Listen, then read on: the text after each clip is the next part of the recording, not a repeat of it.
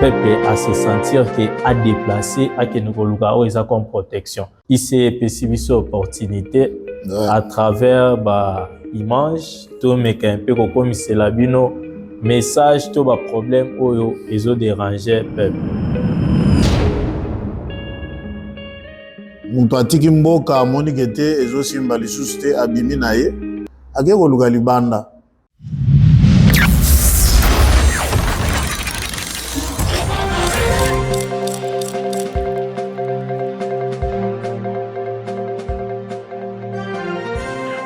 Bonsoir, bonjour. Ça dépend de l'heure que vous êtes. En tout cas, moi, c'est Saint-Florent Kabamba. Je suis membre de l'ICI et porte-parole. Auprès de moi, j'ai Papa Dieudonné, qui est aussi notre trésorier de l'ICI, a chanté Papa Dieudonné. Et puis, j'ai frère Joël Mouela Kalonji. En tout cas, il est aussi membre de l'ICI. Nous sommes ensemble ici pour discuter de notre pays. Alors, là où tu es, tu peux te demander l'ICI, c'est quoi? Pourquoi l'ICI? Pourquoi nous sommes, nous, ici, parler de l'ICI? L'ICI est créé par la communauté congolaise en Afrique du Sud, sous l'initiation du président Abdel Tchibango Mutombo. L'ICI a pour devise unité, conscience, développement. C'est ça notre devise. L'émission a pour objectif de comprendre la cause profonde de l'exil congolais. L'exil congolais vivant à l'étranger. Nous allons formuler aussi les propositions concrètes pour un Congo qui retient et valorise ses enfants. Émission Nabiso, tous en avons objectif et belé. Créer un espace d'expression qui permet de comprendre les causes fondées de l'exil congolais. Nous allons pour ça comprendre cause oyo ba congolais bazo s'exiler aux étrangers. Ba cause wana, nous allons travailler sur ça et puis koyeba ko pesa ba réponse ou bien ko pesa ba solution ba piste de solution na ba problème wana o to ko pointer awa. Quelles sont des raisons qui poussent les Congolais à quitter la RDC? Vraiment, nous avons beaucoup de Congolais, les jeunes Congolais, au bazo bima Congo pour bakenya à l'étranger. Ces raisons-là, tu peux débattre en Wawa, frère Joël Mouela Zaawa, na frère Dieudonné Muzembe, on va débattre, trouver des pistes de solutions pour na ba exil wana. Na koza na point ya liboso, o na ko tuna Papa Joël. Papa Joël, oza awa, na lingaki na yeba, quelles sont des raisons qui poussent les Congolais à quitter la RDC? Avant Banda, tous en a jeunes et belé, pour baza main d'œuvre ya Congo, mais bazo longwa Congo pour baya en exil. Papa Joël, pese bisuna nous raison oyo ba jeune ou bien peuple congolais bazo kimamboka pour baya ko exil na mboka libanda. Merci d'abord pour la question. Merci pour nos téléspectateurs, ceux qui sont en train de nous suivre maintenant. Et c'est très important que le peuple congolais, partout où ils sont, dans la diaspora, ou ceux qui sont au pays, puissent penser à l'émergence de notre nation. D'abord, pour commencer, pour l'avancement d'une nation, c'est la jeunesse. La jeunesse est une richesse. La richesse qu'a la jeunesse, c'est l'énergie, le potentiel, la vision. Quand une nation laisse sa jeunesse sortir pour aller s'exiler à l'extérieur, donc cette nation-là n'a pas d'avenir. L'avenir d'une nation se repose dans sa jeunesse. Pour répondre maintenant à la question de quelles sont les raisons que les jeunes ou le peuple congolais quittent le pays, première raison que nous connaissons tous, c'est la raison sécuritaire. L'insécurité, nous sommes invadés par des étrangers qui veulent nous prendre la terre. Ça, c'est la première des choses. Deuxième chose, c'est sur le plan économique. Sur le plan économique, des raisons économiques, quelqu'un peut abandonner le pays pour aller chercher a green pasture. Muntu atiki mboka amoni kete ezosimba lisusu te abimi na ye ake koluka libanda. Donc c'est ça. Ba raison mususu, ba raison ezakili kilitoko mention yango awa tokoloba par exemple raison ya séduction. Eza na raison mususu ya séduction. Human trafficking. Les trafics humains. Eza l'une des raisons. Donc je ne vais pas monopoliser la parole. Avant de continuer, nako sengana papa Diedo Muzembe, notre trésorier, azaki na posa à décortiquer mouké sur des raisons qui poussent les Congolais de quitter la RDC. Et puis, pour tout avancer, question Oyo, ils ont pour identifier défis Oyo, Union Congolaise Internationale, pour tout adresser dans la zone d'intervention, il y a une question Oyo. C'est que l'Union Congolaise Internationale, l'ICI, et Zoya pour être target et quota dans la zone d'intervention dans Makambo to Kolobela Oyo. Yangwande ICI il va ici biso a. Papa la personne parole. Merci beaucoup Papa Sephoria, merci aussi à Papa Joël et merci à toute l'équipe de l'ICI. Merci. Parce que penser oh ils ont vraiment un grand pensée.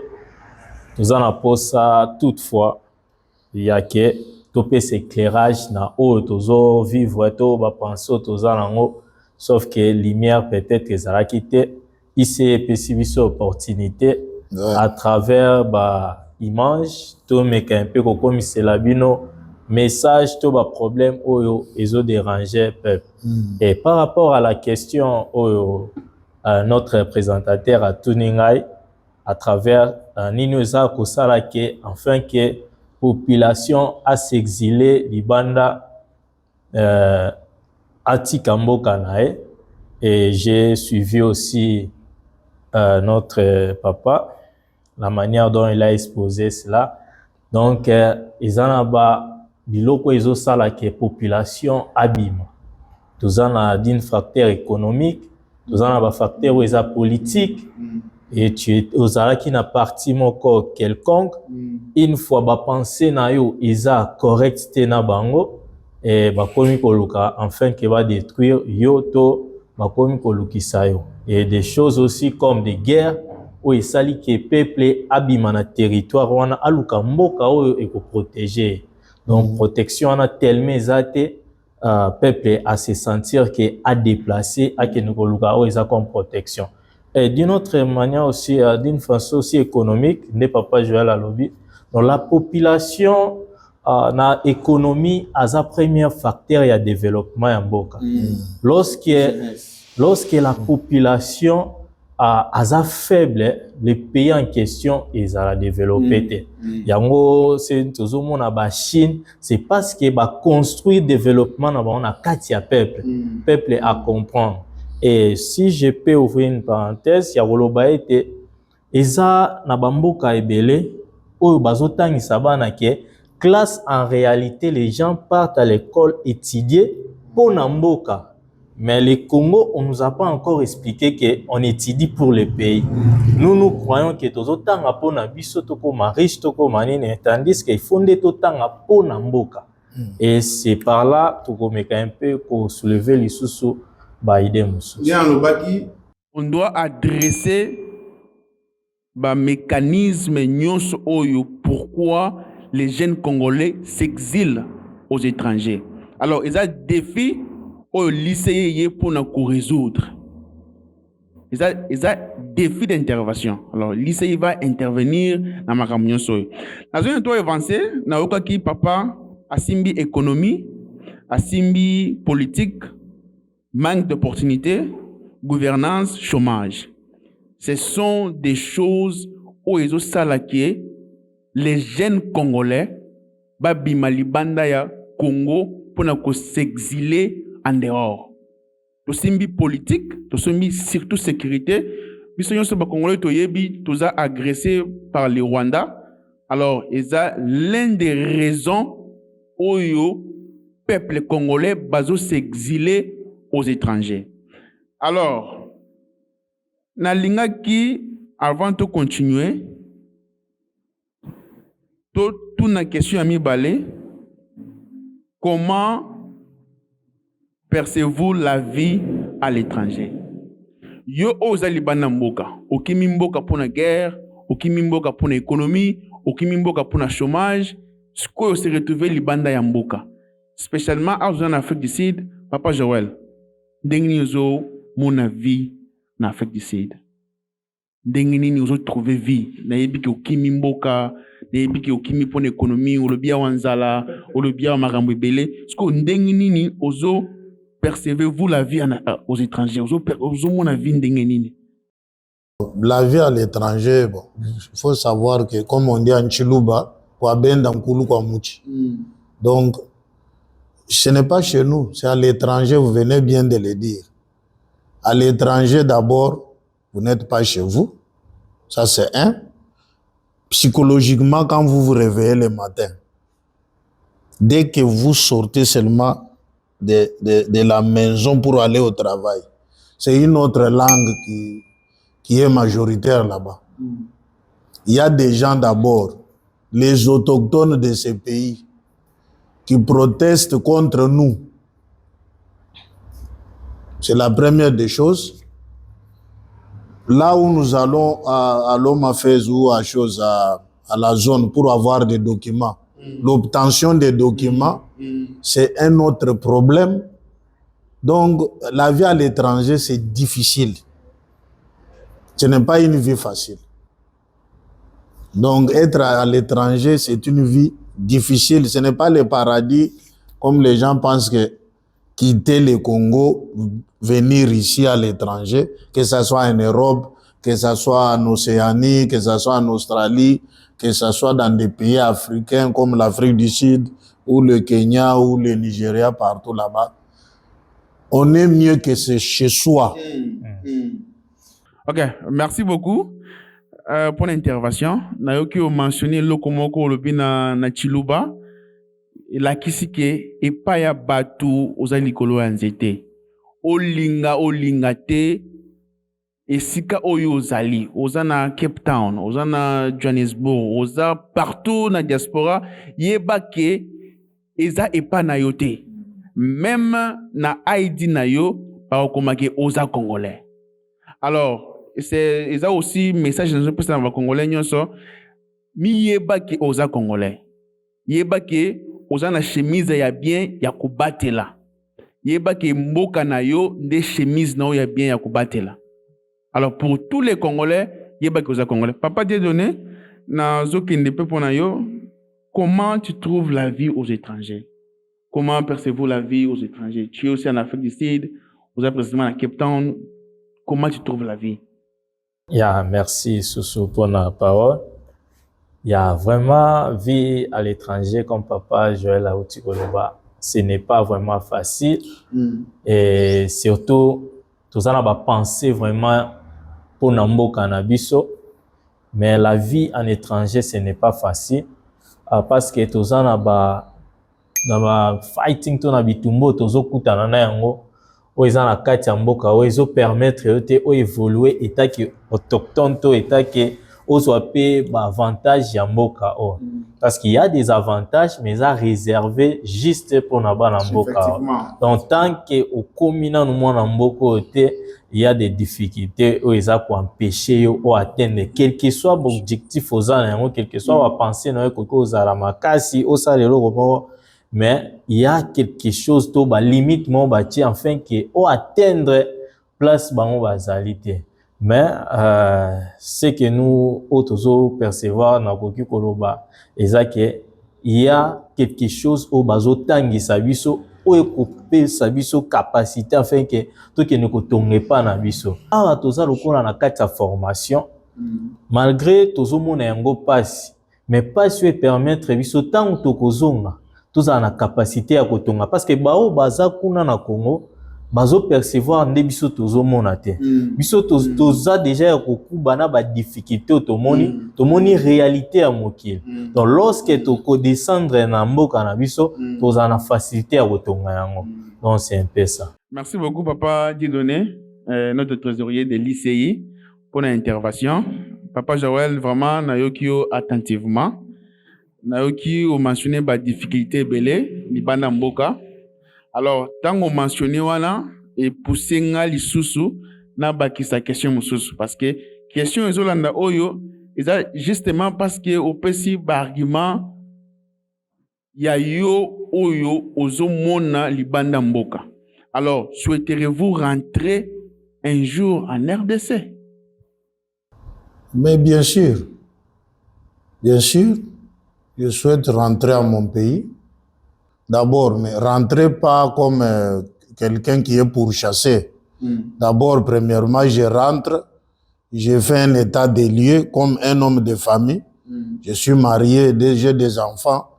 Je dois bien me préparer. Quand je rentre, c'est d'abord pour faire un état des lieux général.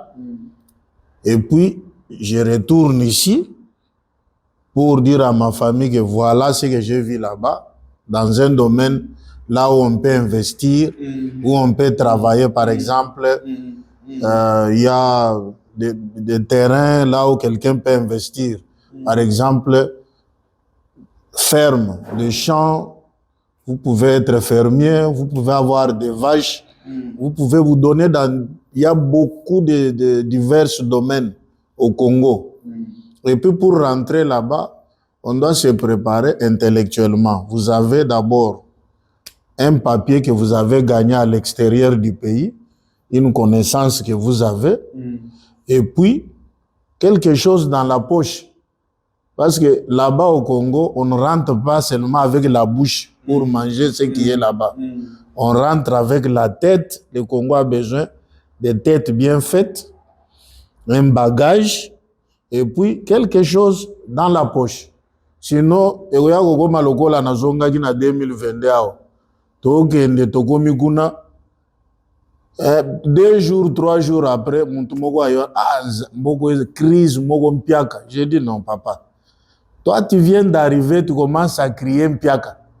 Mais à combien plus forte raison les gens qui habitent ici? Tu devrais te préparer là-bas. Les mpiaka, c'est toi-même qui as amené ton propre mpiaka ici.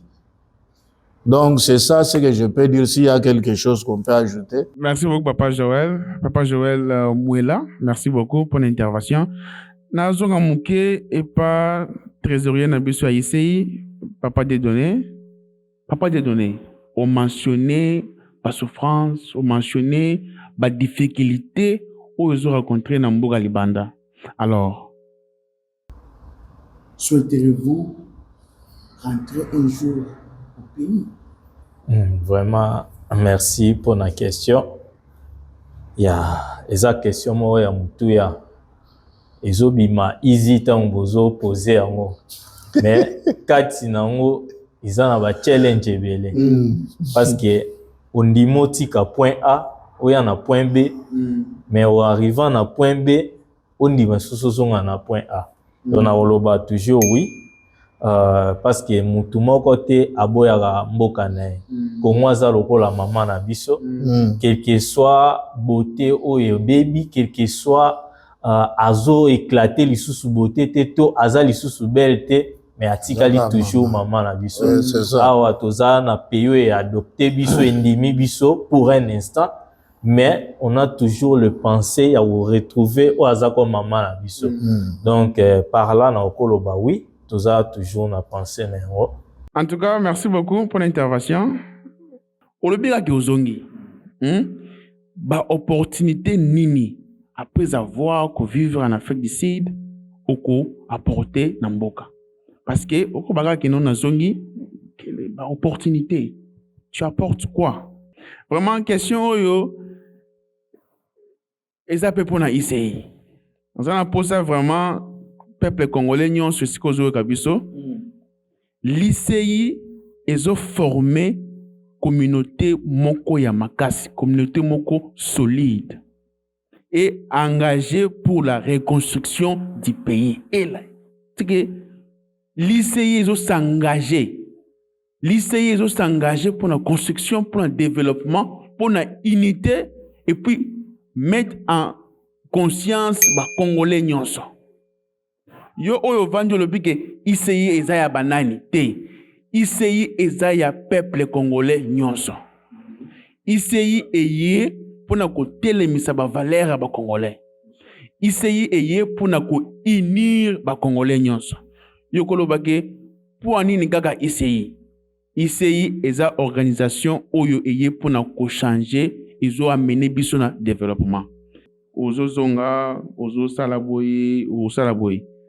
Quelles sont vos propositions, Papa Joël, aux autorités pour réduire l'hémorragie migratoire?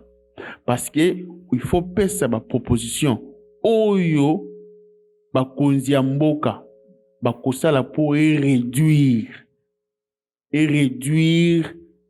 ba jeunes congolais, main d'œuvre, ba bimaliba na mboka. En tout cas, merci beaucoup, Papa Symphorien, pour cette question. C'est une question difficile, mais on va essayer toujours de répondre à ça. D'abord, ma proposition est simple. J'ai quelques propositions ici. Boda contrôle à la frontière. Nos frontières doivent d'abord être bien sécurisées. C'est d'abord la sécurité du pays, garantir la sécurité d'abord du pays. Quand vous garantissez la sécurité du pays, pas d'invasion des gens qui veulent pour semer l'insécurité et aussi contrôler nos frontières douanières. Parce qu'il y a une trafic humain qui se passe là-bas. Certains jeunes ne sortent pas uniquement parce qu'ils ont l'insécurité ou ils ont un problème économique ou bien ils ont faim ou ils ont quoi. Non. Il y a des gens qui sont aisés au pays, bien élevés, éduqués, qui n'ont même pas affaire à des guerres et tout consort. Même, supposons des gens qui habitent par exemple Lubumbashi, Kinshasa, du côté là où la guerre n'a pas affecté. Quand ils quittent, c'est d'abord une information. Je propose au gouvernement de commencer à véhiculer une bonne information pour la jeunesse congolaise. D'aimer la patrie. Et je propose encore au gouvernement quoi? Pourvoir de l'emploi pour la jeunesse. Surtout sur le plan économique. Les gens quittent le pays. Vous trouvez quelqu'un qui a étudié toute sa vie et il termine les études comme ça, il n'y a pas de l'emploi. Ce monsieur-là va faire quoi? Il va appeler son ami qui est à Londres. Motoyaga Kotoyo, coopération, Ezao. Vous trouverez un licencié en droit ou bien un licencié en SPA, sciences politiques administratives.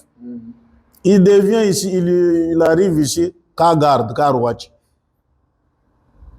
On a perdu d'abord une tête bien formée. Pourquoi? Parce qu'il a faim. L'État doit pourvoir de l'emploi. Créer de l'emploi pour la jeunesse. Et aussi une proposition, comme nous dans le cadre de l'ICI, nous sommes en train avec l'ICI ici, en train de convaincre les investisseurs sud-africains. On est en train de toquer des portes de notre côté aussi, pour aider aussi les gouvernements là-bas. Parce que les gouvernements, oui, c'est lui qui est en charge de tout. L'apport qu'on peut faire dans le cadre de l'ICI, c'est chercher des fermiers, par exemple, pour faire des histoires comme les poultries, vaches, tout consort. Tu vois. Donc, dans ces petites choses ici, c'est ça ce que moi je trouve d'abord à faire pour le gouvernement. C'est ce que je propose. Merci beaucoup, frère Joël Mouila. Vraiment, j'ai beaucoup aimé votre intervention. Je vais aussi m'adresser à notre trésorier, Papa Dieudonné. Papa Dieudonné, quelles sont tes propositions pour réduire cette hémorragie? Vraiment, merci beaucoup pour la parole. Il y a une idée tolikanisi au président Afdal Aenango par rapport à lycée. Atokoki kozala ba Congolais hôtel totelemi lokola to tozotala ngo lokola ba téléspectateurs sans que to proposer ba penser o ekoko bimisa Congo à travers hémorragie ezo salama ba Congolais bazo kima mboka ezotika la vide. Donc eza biloko ezo détruire premièrement mboka. Na otokoki ko proposer tant que lycée, la première des choses, on ne peut pas commencer les choses sans pourtant être sérieux. L'État congolais doit être premièrement sérieux. Naba oyazozwa, naba décision azo porter vers avenir parce que c'est l'avenir ya moka neza danger. Et ce qui ba décision ana eza prise na considération te peuple congolais azala toujours na marche ya bobima. Mais pour abimate et aussi dans l'État, asila kochao eza comme Papa Joël Asil Koloba, les emplois, oyo eko aider bandeko afin que ba ça. Mais pas seulement les emplois, il faut les payer.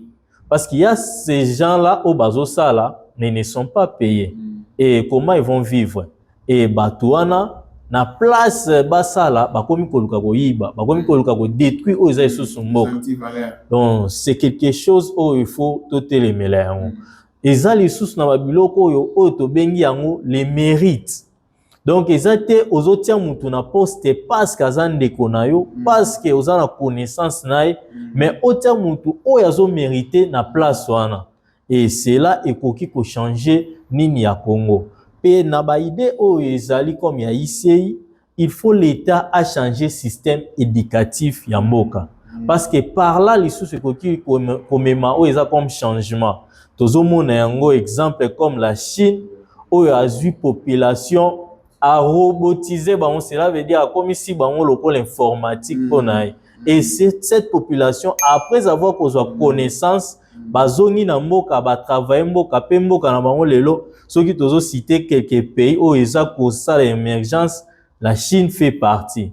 Donc bisope l'État a investir na kati ya population. Ezate atinda population parce qu'il y a de ces personnes là où l'État atinda bango batanga mais l'État moko ayebi suivi na bango te, ayebi te ces gens là bazotanga nini pepo na nini. Comme le début on avait dit, totangaka pona ko servir mboka. Totangaka te pona biso. Non, totangaka pona mboka. Et mboka wana tango totangi pona yango, il faut to ya topé sa lumière. À travers lumière wana et permettre mboka évoluer. Lelo soki tozo mona Mercedes tokoloba te ya mutu boye tokoloba ya ba allemand. Soki tomoni Samsung tokoloba te ke za ya mutu boye tokoloba de ya ba chinois, tomoni iPhone tolobi ke ya ba américain. Donc c'est par là mboka ezwara titre to ezwara qualification. Mais na Congo tant tozota la Congo tokoloba Congo ya nani. Donc population aza près. Le Congo to Congo eza na population moko aza actif, aza prêt, aza déterminé à servir mboka nae. Mais les autorités nous faiblissent. Donc ba pesa biso opportunité wana afin que to travailler, to bouleverser nos cerveaux pour que mboka wana et se développer. C'est un peu ça. Papa Dieudonné, notre trésorier, n'a eu un copain trésorier mingi parce qu'il va capacité et habilité na yo. Vraiment merci beaucoup pour notre intervention. Alors, Ndina Lobaki Lisusu. Ndina Lobaki Lisusu, papa, na moni lutumbo mse pour une intervention. Il y a kaka pona ko ajouter na avant on les na question hein. Kaka na même question yo. Je voulais quand même montrer quelque chose. OK. To proposer na gouvernement mais na bolingana la kisake les gouvernements aussi avaient déjà commencé à faire certaines choses au pays. Par exemple, améliorer les projets agricoles pour les pays et à projet agricole sur toute l'étendue du territoire national. À part ça, lorsque j'étais là, j'ai vu qu'à Niamakasese, la jeunesse, si tu n'as pas du travail, là-bas, quand vous allez, on vous engage directement. Donc, c'est quand même l'une des choses au Togo-Loba. Le gouvernement fait quelque chose sur base de ça pour terminer la famine et tout consort. Ok. Merci beaucoup, Papa Joël. Vraiment, vous avez vraiment bien intervenu. Alors, Toza n'a quelques pistes déjà en cohérence avec l'ICI. C'est que la piste est ça déjà. L'ICI est manini. L'ICI est le binini pour la question de Tunio. Toza porter, toza proposition na biso ezali nini pour na to éviter l'hémorragie migratoire. Proposition na biso ya liboso. ICI est proposé bonne gouvernance. Papa Joël Asimaki bonne gouvernance? Oui. Papa Dido Asimaki bonne gouvernance. L'ICI est proposé sécurité et justice. Nazongi susu na makambo Papa Joël alobaki Asimaki sécurité, Asimaki justice. L'ICI est proposé création ya ba emploi. Na mboka oyo musala ezate toko perdre ba main d'œuvre oyo baza ba jeunesse. Création ya ba emploi. Vraiment naza na esongo makasi parce que makambu nyonso tozo discuter awa eza na vision ICI. Merci beaucoup Papa Joël pour votre intervention. Fin ya corruption. Vraiment toyo kaka ke 50 millions NKI, 100 millions NKI, 200 millions NKI. C'est que mbongo wana ezoleka peuple congolais kaka boye. Toyebi sikizo kinete. Peuple congolais totelema fin ya corruption. Totika ba anti-valeur. Totika corruption. Vraiment, Papa Joël, merci beaucoup pour l'intervention. Et loko mususu ICI est proposé. Valoriser des mérites. Toboyi makambu ya muto za compétente, muto ayebi elokote, ozui kaka otie wana azana mérite mon côté. Tozana posa ko valoriser bat oyo bazo mériter. Ce qu'on a ingénieur, ozo mériter qu'on a l'ingénieur.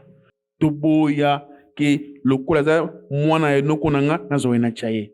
Ce qui a mérité te akosala te. Na nyonso wana okomona ke toza déjà na ba proposition otozo pesa na ba autorité congolaise pour toyeba ko éviter hémorragie migratoire. Emploi nyonso wana to lobby isaka pona ko réduire hémorragie wana. Pas jeune na tomola musapi ozaki ne loko lingo bakisa. Bon, nalingaki na énumérer sur le problème de la corruption. Corruption, détournement, biloko wana. Moi, na cadre à ICI ndenge tozawa, nous combattons cela avec force, avec toute dernière énergie. Et nous demandons notre peuple, n'attendez pas, quand vous entendez seulement un chuchotement, qu'il y a eu 5 millions ou 10 millions, et n'attendez même pas qu'un leader a tellement a ça la récapitulation politique. Bino moko bogo telema pe. Bino batu ya société wana ou bien batu bosala na entreprise wana ou bien batu ya organe wana mbongo ebungi. Boko telema bino moko d'un coup le peuple se prend en charge. Bo sali marche, bo sali marche, bo réclamer mbongo na bino. Au monde. Ezala kaka teke IG fakangi mbongo ebungi. Vous êtes calme. Miibi. Mais bazaka wana na ba ministre, bazaka wana ba gouverneur, bazaka wana. Mais vous ne faites rien. Donc c'est ce que je voulais. Merci beaucoup pour notre intervention. Vraiment, question wana, ils ont s'inscrire directement na ba mission oyo l'Union congolaise internationale est en l'ICI. L'ICI est en mission pour promouvoir. L'ICI est en mission de promouvoir la justice, les droits humains, la bonne gouvernance et la participation active de la diaspora au développement du Congo. Et ça, mission Oyo, ICI et Nango. Vraiment, je tiens encore à remercier président Nabiso Afdal Chibangu Mutombo pour la vision Oyo ya munene a Elibiso. Vision Oyo a Elibiso pour na biso ba Congolais. Communauté congolaise est élémie. Communauté congolaise est lobby que trop c'est trop. Organisons-nous, unissons-nous na ICI ou isa Union congolaise internationale.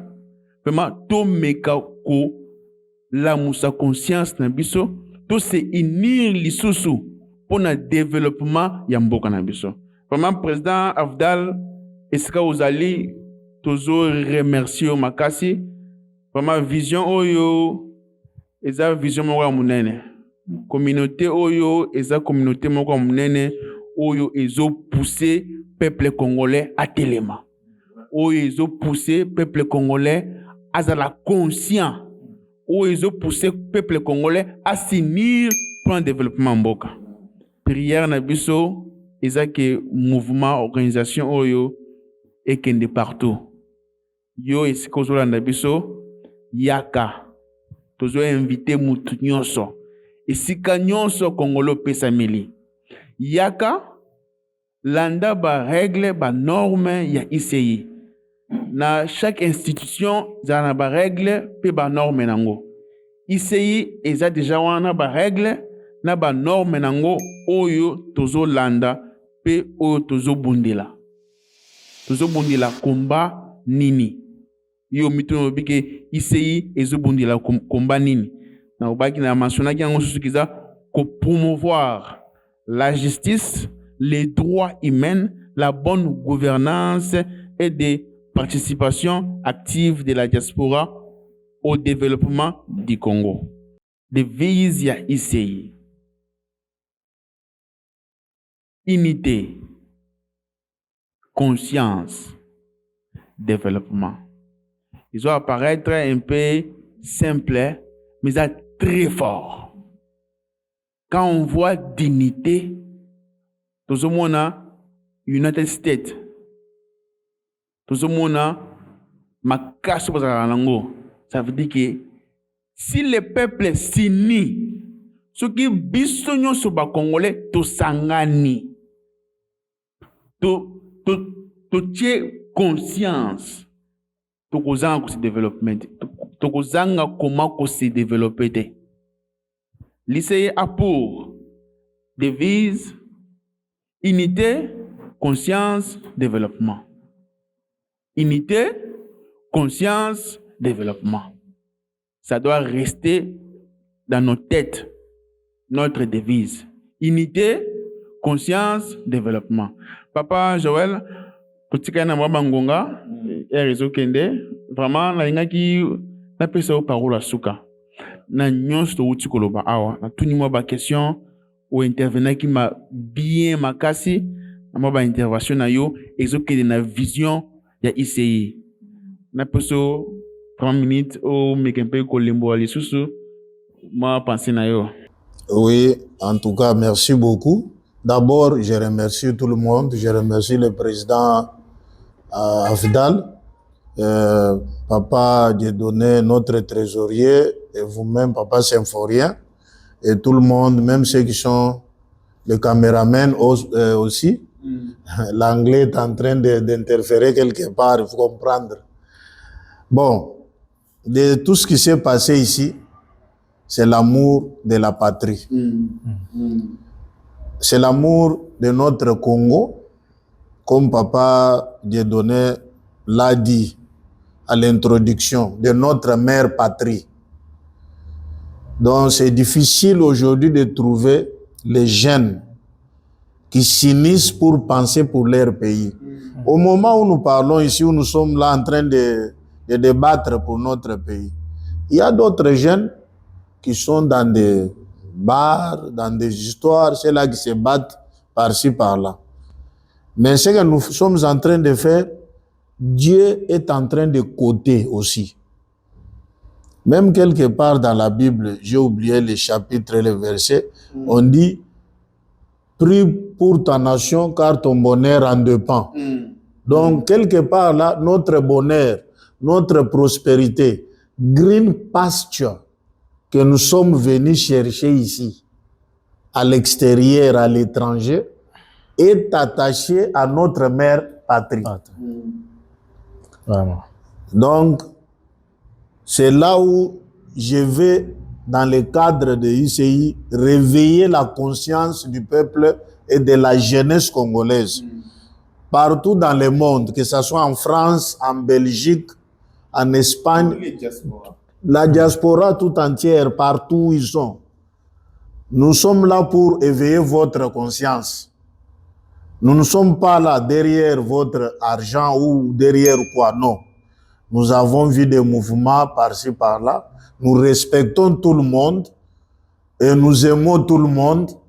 Ici, il n'y a pas le tribalisme. Ici, il n'y a pas... parce qu'il y a des gens qui se jugent à travers leur nom. Ici, c'est une grande famille, c'est la Maman Congo. Maman Congo a besoin de nous.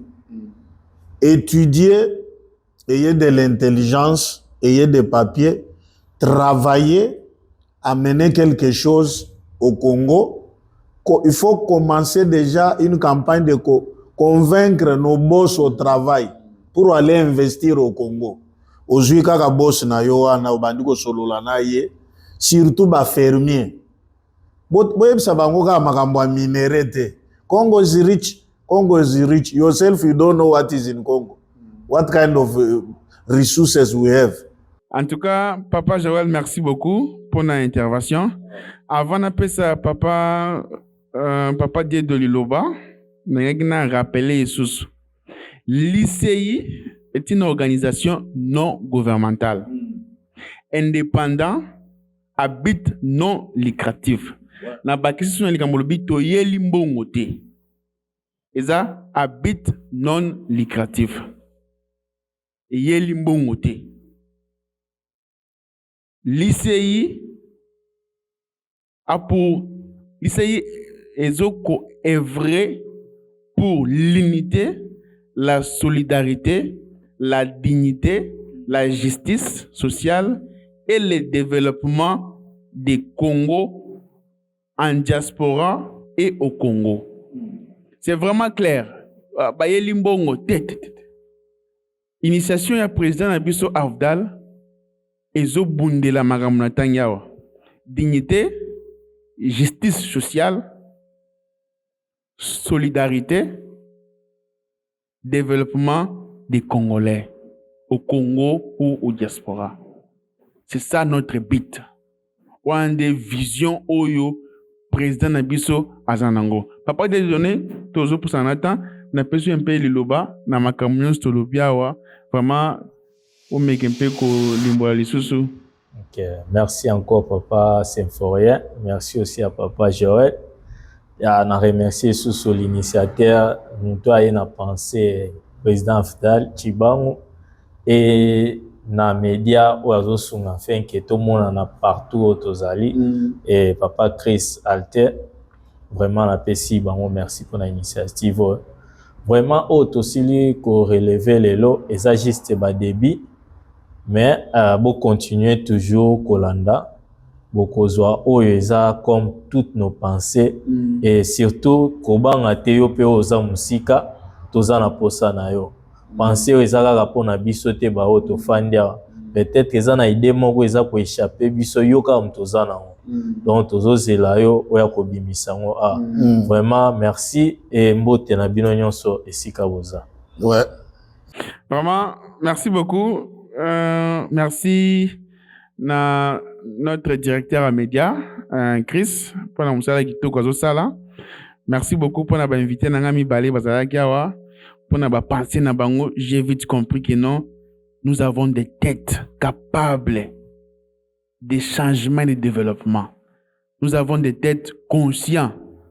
Vraiment, merci à papa Joël, merci à papa Dédoné, et puis na président na biso Afdal. Vision ezamunene. Ba Congolais bazole la makasi. Président na biso na initiation oyo vraiment to sengio au simba partout. Kotika la kaka na Cape Town te, ba Congolais bazole la yo na Johannesburg, ba Congolais bazole na Itandi nyonso ya Afrique du Sud. Alors to senga na président a multiplier ba effort pour commander sika nyonso Congolais azali. Vraiment, merci beaucoup. Merci à tout le monde. Merci Nayope. Merci beaucoup. Papa Symphorien. La bande de Guamsa Média. Nako senga bino vraiment. Ezo koute yo elo kote. Informoni émission oyo. Pesa like, commenter, share ba vidéo na biso et kosunga message au tikoleka awa et lika na Congolais nyonso. Pesa biso like, commenter, loba quelque chose. Ba penser na yo pe partager et sunga biso tozwa défi wana to relever conscience na biso pour le développement ya mboka. Eza pona bolinga mboka yo Congolais linga Congo. Linga mboka na yo. Linga mboka na yo. Eza kaka Congo nde ozana yango. Kwa benda nkulu kwa mochi. Papa, merci beaucoup pour l'ICC wana. Et kotinga tina kata makila vraiment. Merci beaucoup vraiment. Merci à tout le monde. Bye bye.